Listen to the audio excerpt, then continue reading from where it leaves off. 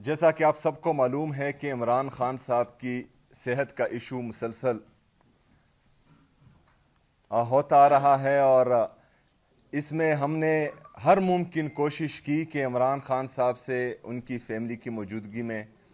ان کے ذاتی ڈاکٹرز کی نگرانی میں، الشفاء انٹرنیشنل میں ان کا علاج ہو سکے۔ ہم نے مختلف طریقے آزمائے، ہم نے قانونی راستے آزمائے، ہم نے سیاسی راستے آزمائے، ہم نے جمہوری راستے آزمائے، ہم نے آئینی اور قانونی راستے آزمائے، لیکن اس کے باوجود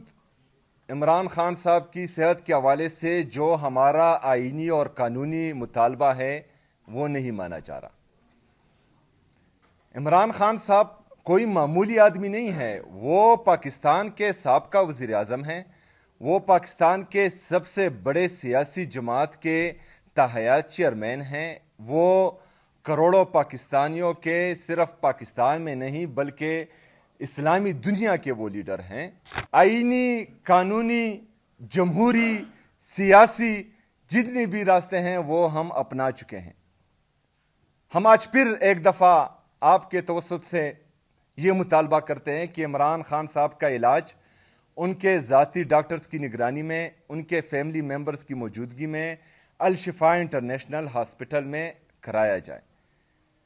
اگر فرض کرے ایسا نہیں ہوتا تو اگر خدا نخواستہ عمران خان صاحب کے صحت کے حوالے سے جو بھی ہو، تو جو یہ جعلی حکومت ہے یہ بھی ذمہ دار ہوگی، اور اس جعلی حکومت کے ہینڈلرز